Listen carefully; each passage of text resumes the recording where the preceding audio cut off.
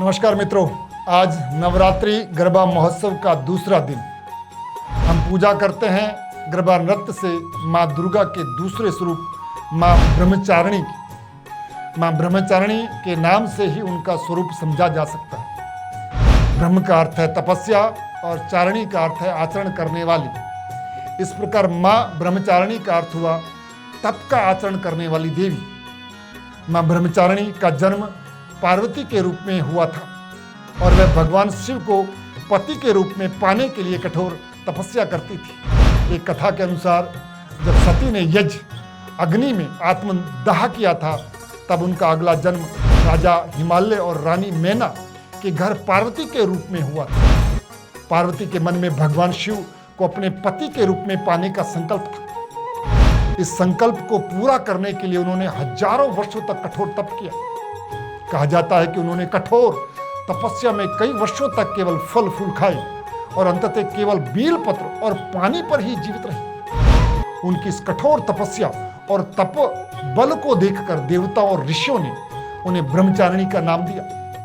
अंततः उनकी तपस्या से प्रसन्न होकर भगवान शिव ने उन्हें पत्नी के रूप में स्वीकार किया। हाँ, ब्रह्मचारिणी का यह स्वरूप धैर्य, त्याग और आत्मसंयम का प्रतीक है।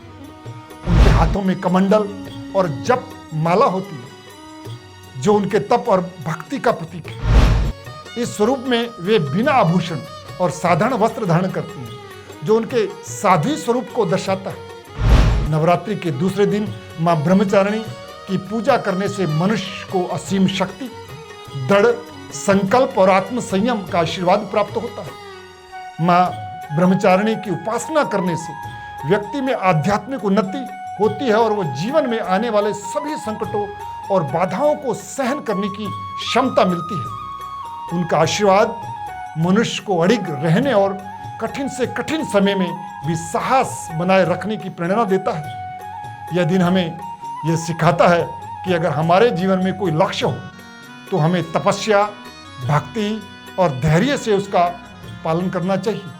मां ब्रह्मचारिणी से हमें ये प्रेरणा मिलती है कि चाहे परिस्थितियां कितनी भी कठिन क्यों ना हो, अगर हमारी निष्ठा और भक्ति सच्ची है तो भगवान अवश्य ही हमारी सारी मनोकामनाएं पूर्ण करते हैं। तो आइए नवरात्रि के दूसरे दिन मां ब्रह्मचारिणी की पूजा कर उनसे शक्ति, धैर्य और भक्ति का आशीर्वाद प्राप्त करें।